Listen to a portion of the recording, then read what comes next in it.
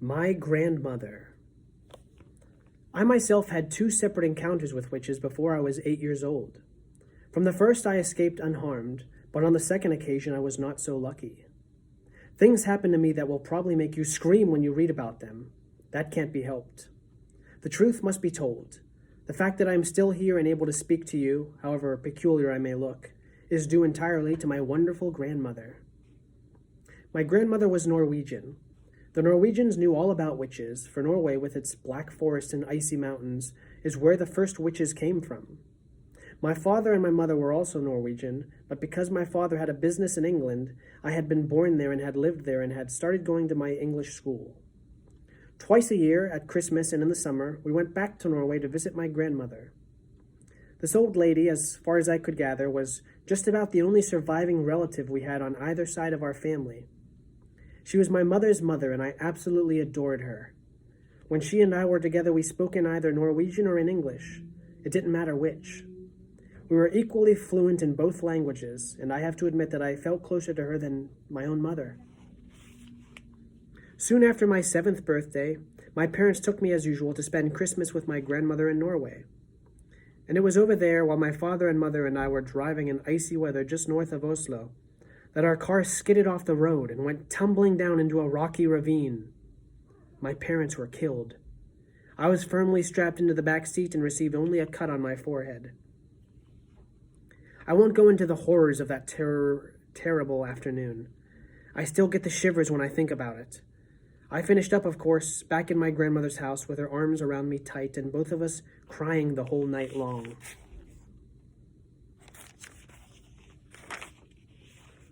"What are we going to do now?" I asked through the tears. "You will stay here with me," she said, "and I will look after you." "Aren't I going back to England?" "No," she said, "I could never do that. Heaven shall take my soul, but Norway shall keep my bones." The very next day, in order that we might both try to forget our great sadness, my grandmother started telling me stories. She was a wonderful storyteller, and I was enthralled by everything she told me. But I didn't become really excited until she got on to the subject of witches. She was apparently a great expert on these creatures, and she made it very clear to me that her witch stories, unlike most of the others, were not imaginary tales. They were all true. They were the gospel truth. They were history. Everything she was telling me about witches had actually happened, and I had better believe it. Which was worse, far, far worse, was that witches were still with us. They were all around us, and I had better believe that too. "Are you really being truthful, Grandmama? Really and truly truthful?" "My darling," she said, "you won't last long in this world if you don't know how to spot a witch when you see one." "But you told me that witches look like ordinary women, Grandmama, so how can I spot them?" "You must listen to me," my grandmother said. "You must remember everything I tell you. After that, all you can do is cross your heart and pray to heaven and hope for the best." We were in the big living room of the house in Oslo, and I was ready for bed. The curtains were never drawn in that house, and through the windows I could see huge snowflakes falling slowly onto an outside world that was as black as tar. My grandmother was tremendously old and wrinkled, with a massive wide body which was smothered in gray lace. She sat there majestic in her armchair, filling every inch of it. Not even a mouse could have squeezed in to sit beside her. I myself, just 7 years old, was crouched on the floor at her feet, wearing pajamas, dress gown, and slippers. "You swear you aren't pulling my leg?" I kept saying to her. "You swear you aren't just pretending?" "Listen," she said, "I have known no less than 5 children who have simply vanished off the face of this earth, never to be seen again. The witches took them." "I still think you're just trying to frighten me," I said. "I am trying to make sure you don't go the same way," she said. "I love you, and I want you to stay with me." "Tell me about the children who disappeared," I said. My grandmother was the only grandmother I ever met who smoked cigars. She lit one now, a long black cigar that smelt of burning rubber. "The first child I knew who disappeared," she said, "was called Ragnhild Hansen. Ragnhild was about 8 at the time, and she was playing with her little sister on the lawn. Their mother, who was baking bread in the kitchen, came outside for a breath of air. 'Where's Ragnhild?' she asked. 'She went away with the tall lady,' the little sister said. What tall lady? The mother said. The tall lady in white gloves, the little sister said. She took Ragnhild by the hand and led her away. No one, my grandmother said, ever saw Ragnhild again. Didn't they search for her? I asked. They searched for miles around. Everyone in the town helped, but they never found her. What happened to the other 4 children? I asked. They vanished, just as Ragnhild did. How, Grandmama? How did they vanish? In every case, a strange lady was seen outside the house just before it happened. But how did they vanish? I asked. The second one was very peculiar, my grandmother said. There was a family called Christensen. They lived up on Holmenkollen, and they had an old oil painting in the living room which they were very proud of. The painting showed some ducks in the yard outside of a farmhouse. There were no people in the painting, just a flock of ducks on a grassy farmyard and the farmhouse in the background.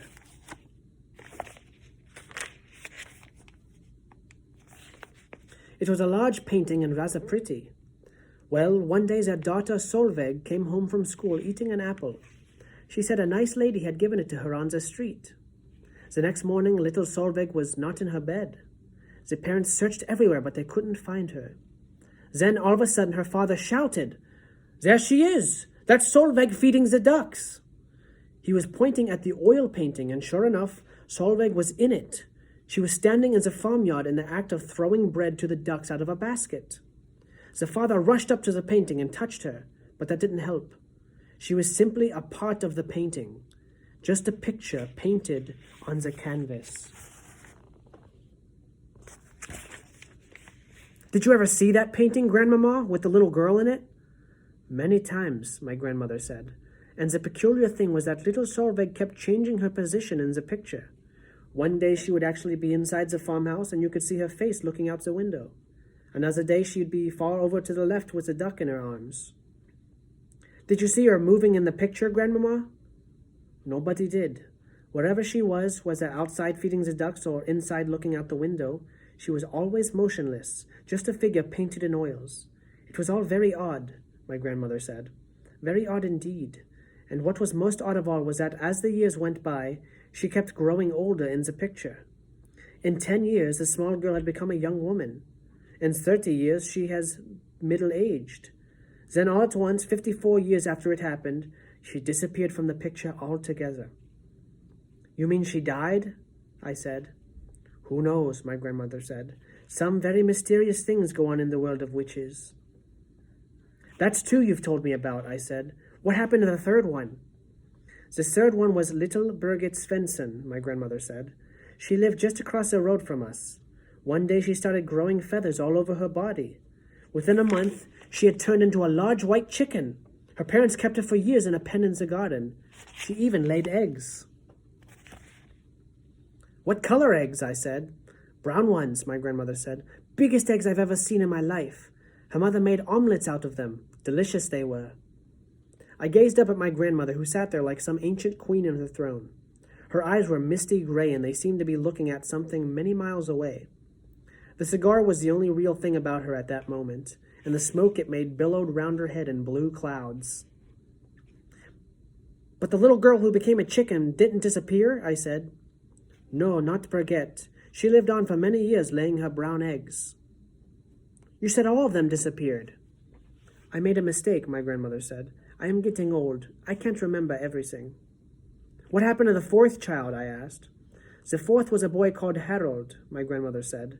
One morning his skin went all grayish yellow. Then it became hard and crackly like the shell of a nut. By evening, the boy had turned to stone.